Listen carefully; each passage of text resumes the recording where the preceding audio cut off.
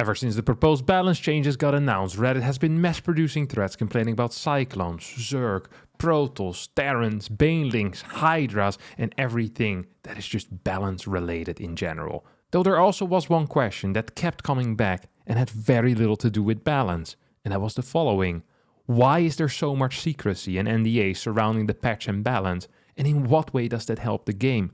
Or the community? The question as well as the answer is kind of twofold there. So you have the NDA part as well as the secrecy part. When it comes to the NDA, this is something that we had to sign in order to participate in the Balance Council, and it doesn't really help the community or the game in any way whatsoever. It is mainly there just to protect Blizzard, probably some requirement put in by their legal team.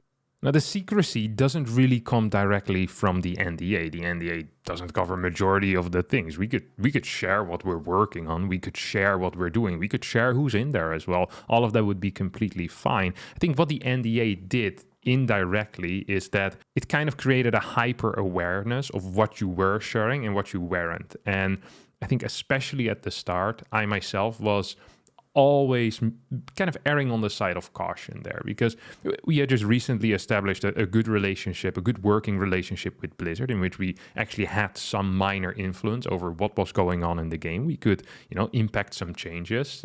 Initially, I think the main focus was on the Void Ray Carrier. Like back then, the meta was basically pure Void Ray Carrier Disruptor, which was extremely oppressive against Zerg and also not very fun to watch, not very fun to play. I'm very glad that that meta is gone.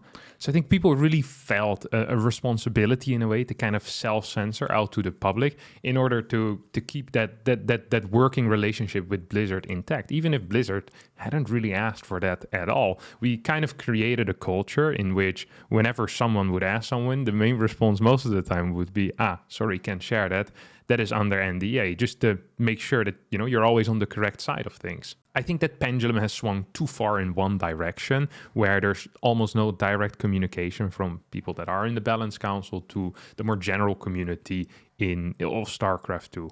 And I think that is an issue. But at the same time, I'm also very aware of the consequences of more transparency. And I'll give you an example here. So whenever someone asks me in particular, like, hey, who is on the Balance Council or who is working on what in the Balance Council, I don't want to share that. And that is for the simple reason that I've myself faced the consequences of sharing just the fact that I'm on the Balance Council, not that I'm working on anything specific or a specific change that I've influenced, just the fact that I'm on the Balance Council. I've been quite vocal about it in the past, I think 9 months, where Protoss has performed relatively poor. The amount of absolute degenerate foul crap that I get in my emails has increased, from 0 to a pretty significant number in a way that I hadn't quite expected from the StarCraft community. Now, luckily, I'm in a position where if I get some vile crap in my email, I can go into my YouTube comments, everyone's loving, everyone's nice, and it's all good for me. But there's other people who, might be younger or might not have, the type of safe space like I have in my own YouTube comments where everyone seems to be so nice to me. And thus it might impact them more. So I think it would be unfair for me to put their name out there, like, oh, A, B, and C are in it. And then as a result, whenever a Protoss player loses in the round of 8, them getting 15 emails or getting flamed on Twitter, it's just not really nice. I understand that this is the reality of the internet, and you might call me a snowflake, but I think this is not something that I would like to encourage. And thus, I think in that particular situation, not sharing people that are working on certain things or not sharing altogether who are in there, unless they want to share themselves, is probably the best policy. Second thing, if we're working on something new, so imagine we're working on a particular change. Let's say we want to change the Widow Mine, and we're just kind of brainstorming, and someone says, hey, I think the Widow Mine should deal 500 damage to Protoss units. Now, this is a stupid suggestion, but we all make stupid suggestions, and sometimes from stupid suggestions, great ideas can develop.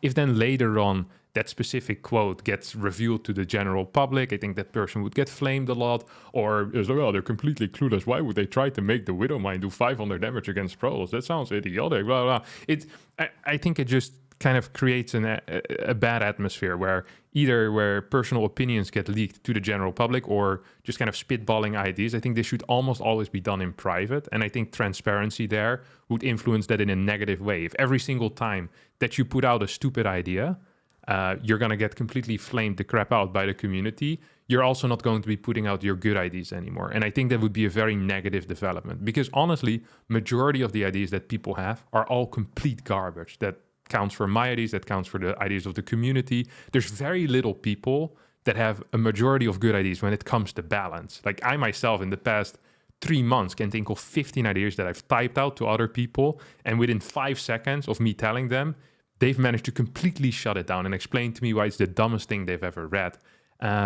So yeah, having that out in the open, I don't think benefits anyone whatsoever. And I think something that would benefit a lot of people is if you would be a little bit more transparent when it comes to the timelines. I don't think this would fall on individual players or content creators to communicate this. I think it is important to have that just straight up from the Balance Council, have some more formal form of communication. Maybe like how when you order a pizza nowadays, you can see, okay, they're processing your payment, they're writing down your order, then they start working on the pizza. It's now getting ready to be delivered. It is being delivered. You can track the guy on the GPS, how far it is. I don't think it has to be this accurate, but just have general phases. Even if there's just 3 different phases, like information gathering, goal setting, internal play testing, something like this. So you kind of know where you are and you don't have to continuously be asked. If you put that information out there, I think that takes a burden away from the individual players that are in the Balance Council.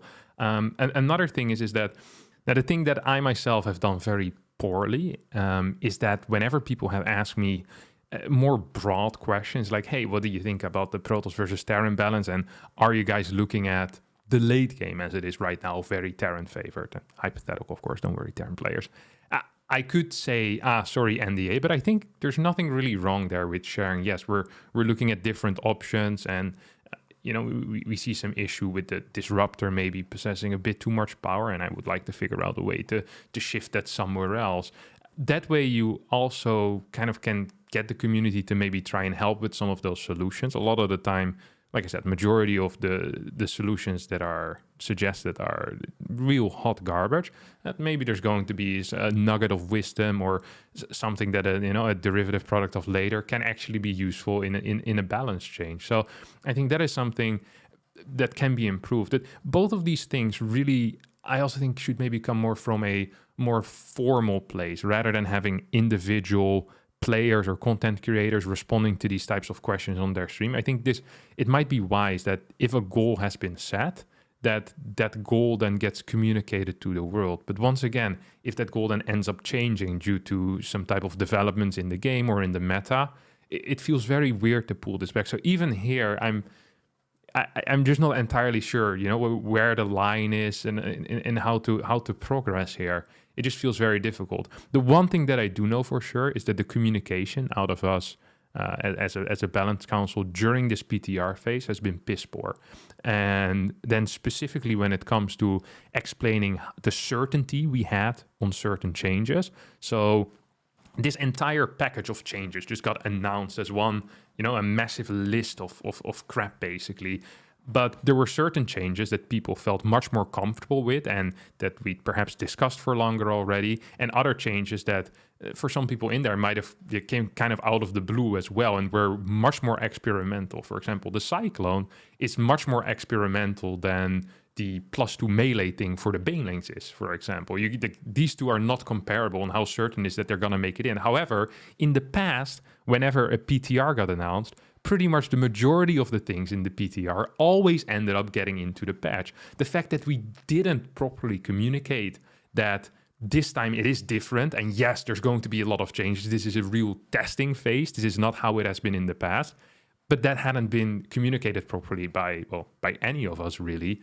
And thus, as a result, people are getting real upset about the Cyclone because the Cyclone is obviously not in a very good place right now. It was a test. It was a very experimental test. And so far, in my mind, it hasn't worked out whatsoever. It made the game worse. It made the TVZ matchup worse. It did not make mech more viable in TVP. It made mech way too viable at the lower level. Well, it made mech Cyclone way too viable at the lower level. And it just doesn't provide fun gameplay. So this had to be communicated way better. And I think, once again, I think I myself have done a poor job at that as well.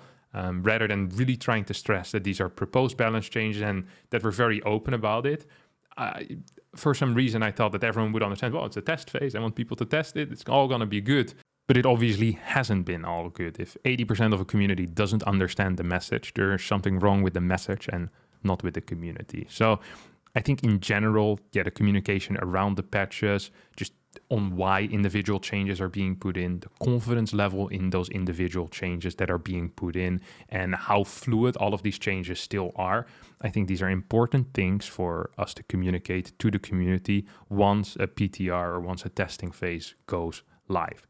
Now, there is a final point that I would like to make, and that is that all of these people that are in here are volunteers. This is really the StarCraft 2 version of community service in a way, and there's some people that are actually putting a lot of time into this. There's also a lot of theorizing going on already. I think one of the least useful things that we've seen in the past week and a half is people writing entire posts theorizing as to why a certain change is garbage or why something is completely brain dead. Now, a lot of that feedback comes, of course, from our lack of communicating. But I think the most valuable thing when it comes to feedback, whenever there's a testing phase, is going to be replays and actually games being played. The theorizing aspect is honestly not super important. If there is a certain set of changes that are being proposed, then I can guarantee you that there has been at least some thought put into that. And it would be nice just to see the test, even if the test completely supports the argument that you already know. Like, I know 90% of you can figure everything out in your head. You look at some numbers, a Cyclone 2 supply, God, this is going to break the lower meta game completely. These guys have no clue what they're doing. Please just test it, send in a replay. A replay tends to be way more convincing than your 5-page essay that you wrote out. No matter how many valid sources you have cited in there, trust me, the replay is going to be much more useful most of the time. Okay, I think these are pretty much my thoughts for now on the StarCraft 2 Illuminati at large. And yeah, just be nice to one another, guys. This is all I really want. We'll try to keep a more open line of communication for sure. I think there will be some changes in our general process as well after this. It's not been ideal. I'll be answering all of the questions that have been asked in the Reddit AMA tomorrow in an AMA video, obviously. I figured this was a little bit more important to get out first. So thank you all for watching. I hope you did enjoy it. If you did, don't forget to hit the like button, subscribe to the channel. It supports the channel, it supports me, and thus it supports StarCraft 2 as well as me being capable of paying my mortgage. Thank you for watching, and bye-bye.